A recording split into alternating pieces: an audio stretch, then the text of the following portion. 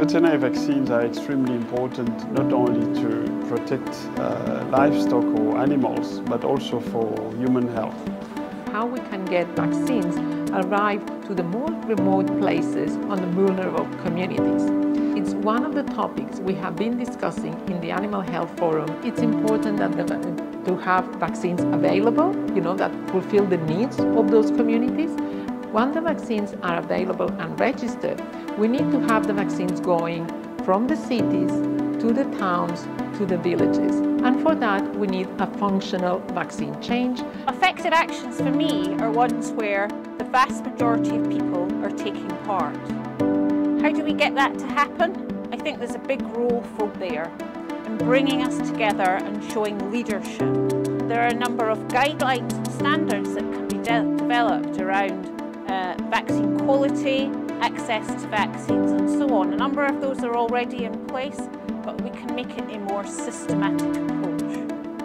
Once the vaccines arrive into the remote places, we need to get the vaccines into the animals. In some places there are not enough veterinarians, but it's important we can find some alternative methods. For example, we can use animal health workers, community animal health workers. So through vaccination you reduce the impact of disease and therefore you boost productivity. So there's a need to keep on producing vaccines that will address all the challenges that we're facing. Another issue in these remote communities is the price.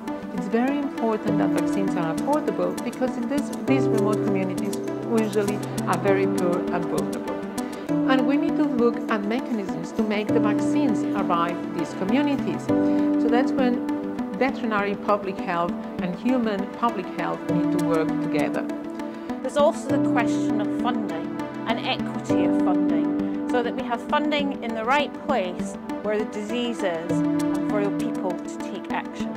And the reason why it's important now to keep on investing in vaccine is that we're seeing a re-emergence of a lot of animal disease that were not there before, and for which some of them we have never had vaccines. So looking into all the technology that allow now to come up with better vaccines, it's becoming more and more critical that we find a way to control this disease.